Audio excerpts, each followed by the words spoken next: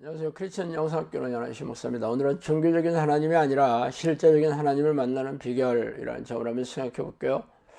여호와 하나님은 십계명 중에서 첫 계명으로 어떤 모양의 신상을 만들지 말고 절하지도 말라고 명령하셨습니다. 왜 그랬는지 아세요? 사람들이 여호와 하나님을 종교적인 신으로 만들 것을 우려했기 때문입니다. 그렇다면 종교나 종교적인이라는 단어를 찬찬히 살펴봅시다. 종교는 초자연적인 절대자의 힘에 의존하여 인간 생활의 고뇌를 해결하고 삶의 궁극적인 의미를 추구하는 문화체계입니다.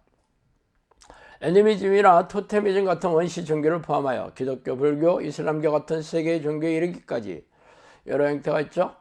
그렇다면 종교적이란 말은 어떤 뜻일까요? 종교적인이란 종교의 체계나 교리를 따르는 것 혹은 종교와 관련된 것을 의미합니다. 그래서 어떤 종교이든지 절대 권력을 가진 절대자의 힘을 나타내는 거대한 신상을 만들어 절하며 종교의식을 거행하고 희생적인 신앙행위를 통해 절대자를 믿는 믿음을 보여주어서 자신의 소원을 이루고 삶의 문제를 해결하고자 합니다. 그렇다면 모든 종교는 삶의 실제를 통해 절대자의 능력을 경험하는 것을 추구하고 있는 셈이죠. 그래서 당신은 다른 종교는 죄다 사람들이 만든 우상에 불과하며 오직 기독교의 하나님만이 세상을 지으시고 우주를 운행하시며 대자연을 섭리하시고 인간의 생사복을 주관하시는 분이라고 믿고 그의 마당을 밟고 있을 것입니다. 그래서 말인데 전지전능하신 하나님을 삶의 현장에서 체험하고 계십니까? 말하자면 종교적인 신이 아니라 실제하는 하나님을 만나고 계신가 말이죠. 실제라는 말은 실제로 존재한다는 뜻의 단어잖아요. 말하자면 일상의 삶에서 진짜로 하나님을 만나 전지전능한 놀라운 위력을 경험하고 있느냐는 것입니다. 그러나 아쉽게도 이러한 질문에 힘차게 고개를 끄덕이는 이들이 많지 않을 것입니다. 그 이유는 실제하는 하나님을 만나지 못하고 있다는 반증이죠. 솔직히 말해 우리네 교회처럼 종교적인 행사나 희생적인 신앙행위를 많이 하는 종교 집단이 어디 있어요. 불교를 믿는 사람들은 1년에 한두 번 절에 가서 불공을 드리는 이들이 대다수인데 우리 교인들은 일주일에도 여러 번 교회 가서 예배의식을 드리고 각종 종교행사에 참여하고 있습니다. 분에 넘치는 헌금을 드리는 것은 당연한 일이죠. 그러나 삶의 현장에서 실제하는 하나님을 체험하며 사는 이들이 거의 없으니 기가 막힌 일이에요. 그래서 실제하는 하나님을 경험하려면 어떻게 해야 될지 한번 생각해 보겠습니다. 먼저 믿음의 본질을 깨달으셔야 합니다. 믿음이라고 쓰고 순종이라고 읽어야 되는 거죠. 너희가 기도할 때 무엇이든지 믿고 구하는 것은 받으리라 하시니라. 마태복음 21장 22절입니다. 당신이 교회에서 배우는 믿음의 정의가 무엇이든 간에 예수님은 믿음으로 구하는 것은 다 받을 것이라고 선포하셨습니다. 그래서 당신은 그동안 하나님께서 응답해 주실 것을 굳게 믿고 희생적인 기도를 마다하지 않으셨겠죠. 그러나 그 결과는 실망스럽게 짝이 없었을 것입니다. 그렇다면 둘 중에 하나겠죠. 예수님의 말씀이 거짓이거나 당신의 믿음을 하나님께서 인정해 주시지 않거나 말이죠. 그렇다면 당신의 믿음을 하나님께서 인정해 주시지 않는다는 게 정답이겠죠. 그러면 교회에서 가르치는 믿음의 잣대로 천국에 간다고 철석같이 믿고 있는 당신의 믿음도 결과는 다르지 않겠습니다. 그렇다면 어떻게 해야 기적이 일어나는 믿음을 얻게 되는지 궁금해 하시겠죠.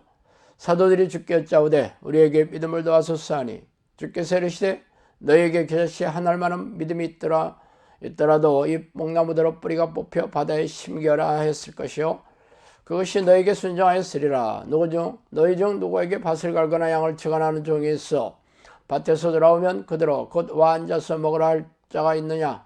도리어 그대로 내 먹을 것을 준비하고 띠를 띠고 내가 먹고 마시는 동안에 수정 들고 너는 그 후에 먹고 마시라 하지 않겠느냐.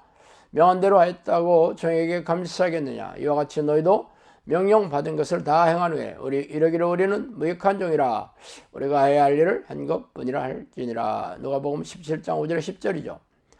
시몬이 대답하여 이르되 선생님 우리들이 밤이 새도록 수고하였을 때 잡은 것이 없지만은 말씀에 의지하여 내가 그물을 내리리이다. 누가복음 5장 5절입니다. 이 두 사건의 공통점은 무엇입니까? 바로 기적이 내려오는 믿음의 비결을 말해주고 있죠.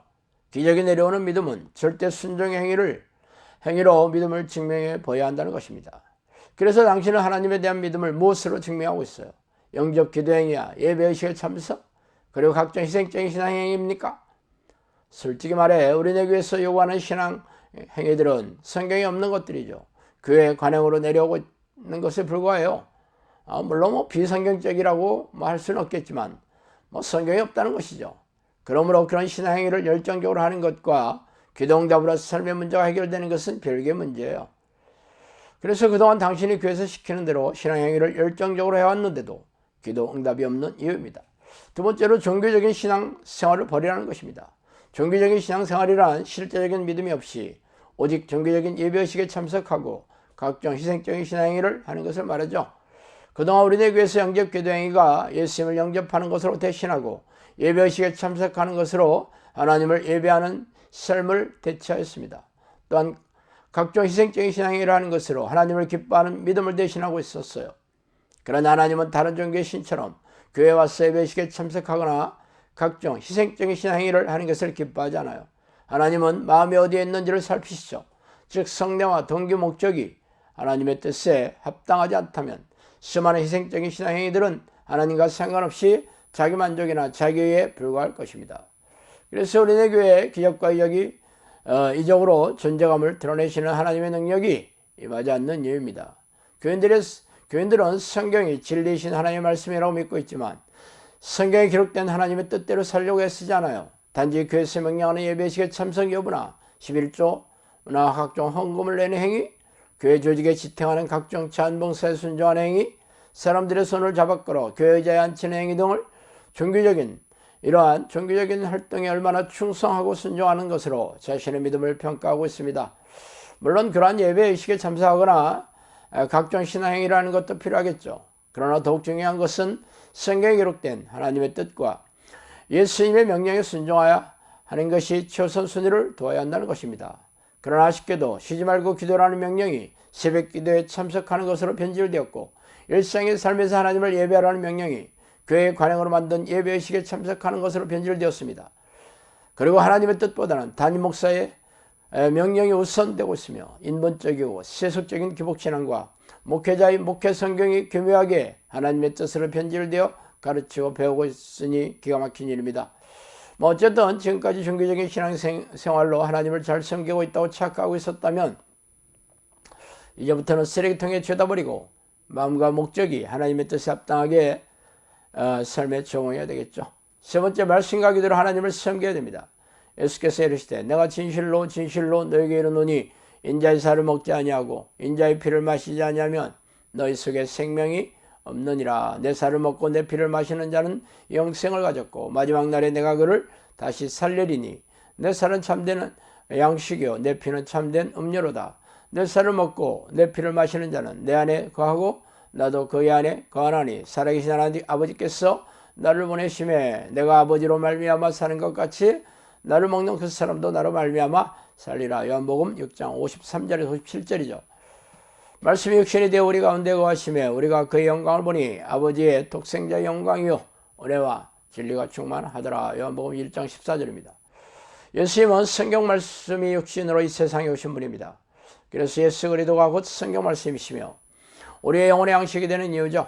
그렇다면 당신의 영혼이 살고 영생을 얻으려면 말씀을 매일 배부르게 먹는 것은 당연하겠죠. 또한 그 말씀대로 사는 것이 하나님을 섬기는 것이 아니겠어요? 그러나 사람들은 성경을 읽고 설교를 듣는 목적은 성경 지식을 머리에 쌓아두는 것으로 만족하고 있어요.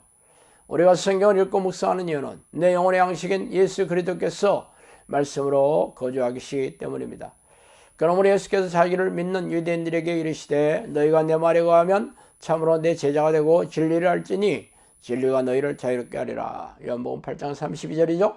너희가 내 안에 거하고 내 말이 너희 안에 거하면 무엇이든지 원하는 대로 구하라. 그리하면 이루리라. 요한복음 15장 6절입니다.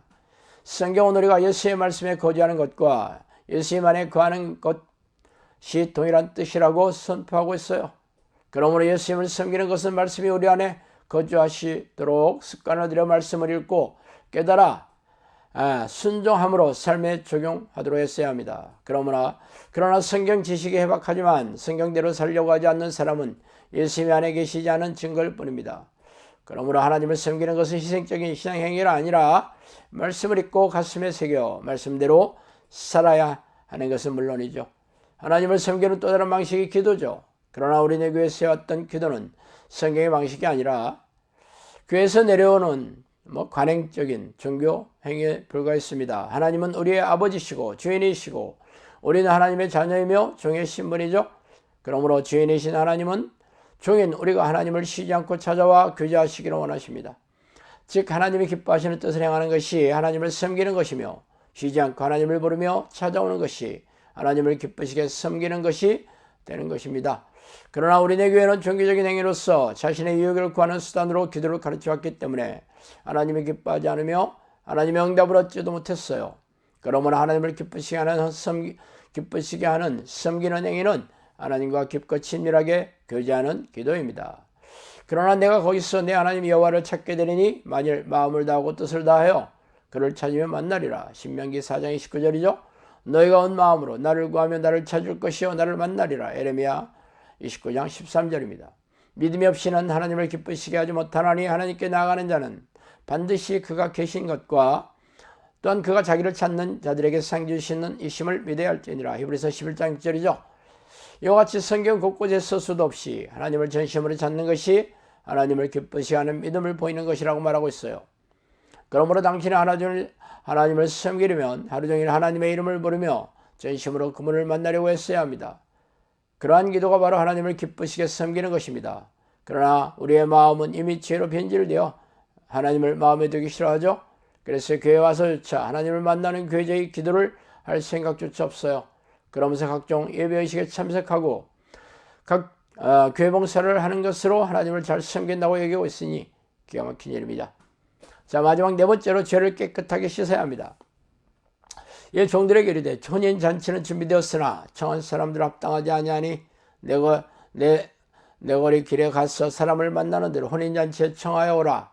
한데 종들이 길에 나가 악한 자나 선한 자나 만나는 대로 모두 데려오니 혼인잔치에 손님들이 가득한지라. 임금이 손님들을 보러 들어올새 거기서 예복을 입지 않은 한 사람을 보고 이르되 친구여 어찌하여 예복을 입지 않고 여기 들어왔느냐 하니 그가 아무 말도 못하거늘 임금이 사람들에게 말하되 그 손자를 묶어 바깥 어두운 데 내던지라. 거기서 슬피 울며 이를 갈게 되리라 하니라. 청함을 받은 자는 많되 택함을 입은 자는 적으니라. 마태복음 22장 8절 14절입니다. 자, 깨끗한 사람은 누구입니까? 바로 예복을 입고 예수님께 나아오는 사람이죠. 그러나 사람들은 탐욕과 방탕과 온갖 더러운 죄로 얼룩진 옷을 그대로 입고 예수님을 찾기 때문에 만날 수가 없는 이유예요. 그러므로 깨끗하다는 말은 거룩하다는 말이며 하나님은 자신이 거룩함으로 자녀들에게도 거룩할 것을 명령하셨습니다. 그래서 예수 피에 자신의 피를 깨끗하게 씻는 자들만이 하나님을 만날 수 있을 것입니다. 그래서 당신은 날마다 자신의 죄를 철저하게 회개하며 죄를 깨끗하게 씻고 계세요. 당신이 생각하고 있으며 우리네 교회에서 가르치는 죄는 도덕적이고 윤리적인 죄에다가 목회자들이 교회 관행적으로 혹은 자의적으로 지어낸 희생적인 종교행위에 순종하지 않은 명령 위반도 죄의 목록에 집어넣고 있어요. 그러나 하나님이 말씀하시는 죄는 하나님을 사랑하지 않는 죄이고 하나님을 왕으로 섬기지 않는 죄가 가장 큰 죄입니다. 그러므로 하나님께 나오는 자는 철저하게 자신의 죄를 자복하고 회개하여 깨달아야 하겠고 날마다 자신도 인지하지 못한 채 육체의 수익을 줬고 자신이 원하는 삶을 줬는 그런 육신을 추구하는 죄와 피 터지게 싸워 이겨야 합니다. 성경은 만물보다 더 부패한 것이 사람의 마음이며 예수님은 자신을 사랑하는 자아를 버리지 않는다면 제자가 될 수 없다고 단호하게 말씀하셨습니다. 그래서 이런 죄로부터 자신을 깨끗하게 하는 사람들만이 하나님을 만날 수 있는 것이 당연한 일이겠죠. 그러나 예수 피의 공로로 이제 회개하고 있다고 해서 자신의 죄가 용서함을 받아 깨끗하게 씻겨진 것이 아닙니다. 많은 이들이 자신이 입으로 회개에 기도한 것만으로 죄 용서함을 받았다고 여기며 그것을 믿는 게 믿음이라고 착각하고 있어요. 그러나 성경은 회개에 합당한 열매를 맺어야 한다고 잘라 말하고 있습니다. 회개에 합당한 열매가 무엇입니까? 예수 피의 공로로 죄가 용서함을 받았어 죄의 대가로 더 이상 지불하며 살지 않아야 하는 것입니다. 죄의 대가란 죄로 인해 생기는 온갖 불행과 고통스러운 삶의 문제들이죠. 각종 고질병과 정신질환을 비롯해서 극심한 가난 그리고 삶의 문제들이 죄의 결과물입니다. 그러므로 죄가 용서를 받았다면 고질병이 치유받고 삶의 문제가 해결되어야 하겠죠. 그래서 평안하고 형통한 삶으로 회복되어야 합니다. 어디뿐입니까? 회개 열매는 죄와 피 터지게 싸우는 영적 능력입니다. 전심으로 회개한다고 했더라도 죄를 반복적으로 짓고 있다면 개가 토한 것을 도로 먹고 돼지가 씻은 몸으로 진흙탕에 나뒹구는 것이 되는 것이죠. 물론 피터지게 싸우다가 육체의 부족함과 연약함을 어쩔 수 없이 죄를 짓는 것과 죄를 지으면 다시 회개하면 되지 하는 것과는 온도차가 큽니다. 하나님은 죄를 싫어하며 죄인을 가까이 하실 수 없는 분입니다. 그러므로 죄를 미워하며 피터지게 싸우는 이를 불꽃 같은 눈으로 지켜보고 계시죠. 어쨌든 회개의 열매란 날마다 죄에서 멀어져서 깨끗하게 사는 모습을 하나님께서 인정해 주셔야 할 것입니다. 이 네 가지 비결이 실제적인 하나님을 만나는 그러한 비결입니다. 우리가 섬기는 하나님은 종교적인 세상의 신이 아니라 기적과 이적으로 전지전능하신 존재감을 드러내시는 분이십니다. 그러므로 삶의 현장에서 기적으로 역사하신 하나님을 만나지 못한다면 천국은 엉간 생심일 것입니다. 우리의 삶의 목적은 하나님을 기쁘시게 하는 것이라는 것을 잊지 마세요. 하나님은 그런 사람의 하나님이시기 때문입니다. 자, 오늘은 여기까지 하겠습니다. 감사합니다.